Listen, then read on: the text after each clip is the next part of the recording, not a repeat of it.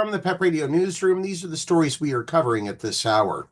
Secretary of State Marco Rubio has frozen all applications for passports with X gender markers, an option available to people who don't identify as male or female that was started during the Biden administration.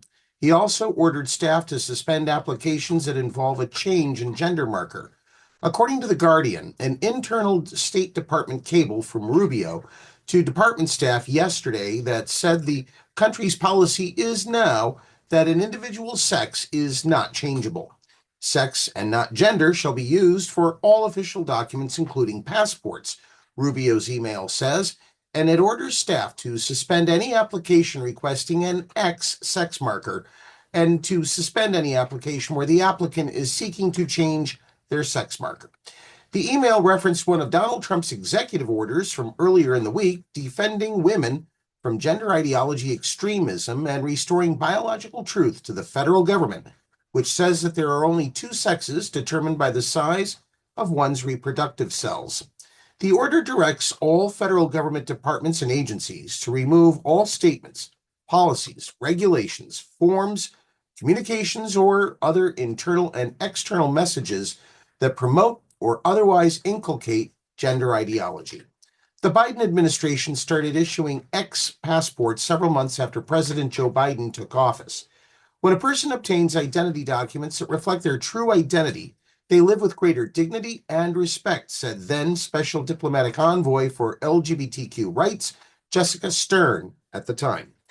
Offering a third gender marker is a significant step towards ensuring that our administrative systems account for the diversity of gender identity, gender expression, and sex characteristics, she said. But people do not always fit within a male or a female designation. It doesn't benefit anyone to have inconsistencies between people and systems. That same year, then Secretary of State Anthony Blinken announced that the State Department would make it easier for transgender individuals to correct the gender marker on their passports by lifting the requirement for medical certification of one's gender identity. We also value our continued engagement with the LGBTQI+ community, which will inform our approach and positions moving forward, he said in a statement at the time.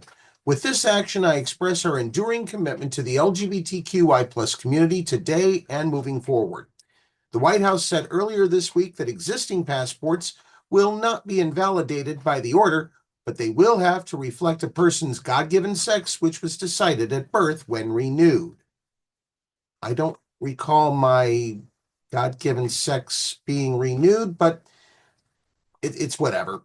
And now this story about what is contained in the first bill from Congress for President Trump to sign. President Donald Trump, a.k.a. the Pumpkin Führer, is poised to sign the first bill of his new administration, and it is named after a slain Georgian nursing student whose name became a rallying cry during his White House campaign. If signed into law, the Laken-Riley Act, which would require the detention of unauthorized immigrants accused of theft and violent crimes, the bill won bipartisan support in both the House and Senate. Riley, age 22, was a student at Augusta University College of Nursing when she went out for a run on February 22, 2024.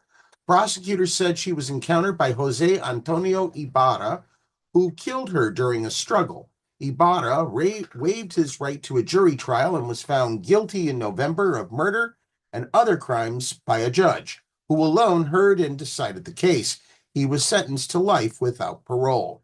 Trump and other Republicans blamed former President Joe Biden for her death because Ibarra had been arrested for illegal entry in September 2022 near El Paso, Texas, amid an unprecedented surge in migration and released to pursue his case in immigration court. Under the new law, federal officials would be required to detain any migrant arrested or charged with crimes like shoplifting or assaulting a police officer or crimes that injure or kill someone. If you come into this country illegally and you commit a crime, you should not be free to roam the streets of this nation, said Katie Britt, the Republican senator from Alabama, who helped push the bill through the Senate.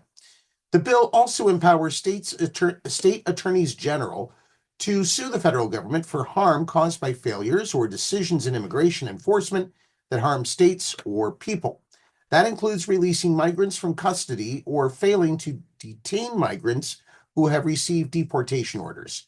Some have raised concerns that the bill would strip due process rights for migrants, including minors or recipients of the Deferred Action for Childhood Arrivals program.